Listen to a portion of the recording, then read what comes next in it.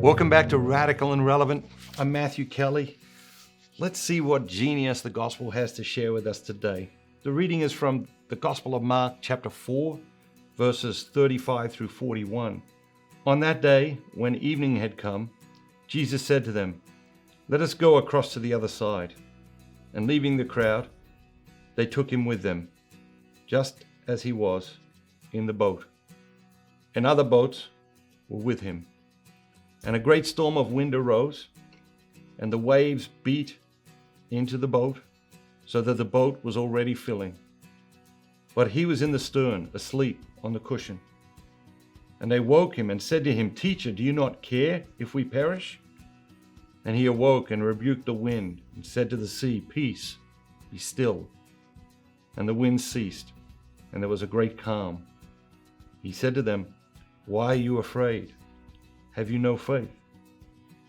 And they were filled with awe and said to one another, "Who is this, that even the wind and the sea obey him?"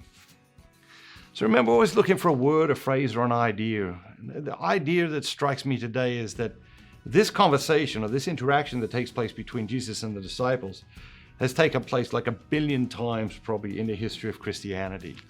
Because how often has a person experience this? There's a storm in their life, a great storm in their life, and the winds are rising and the waves are beating against the boat of their life.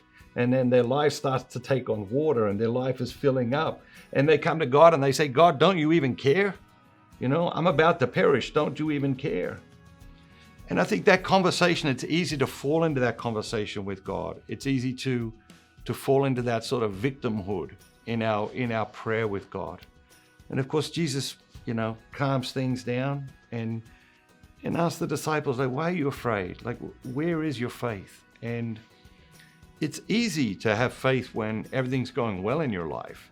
It's when, things start to fall apart. It's when there's a real serious crisis or problem in our lives that our faith gets tested. And the faith of the disciples is getting tested today. And so the question I ask you is, how is your faith being tested at this time in your life? And how are you responding to that? And how maybe is today's gospel calling you to respond to that in a different way or in a new way? Have a great day. Don't just be yourself. Be the very best version of yourself, all that God created you to be.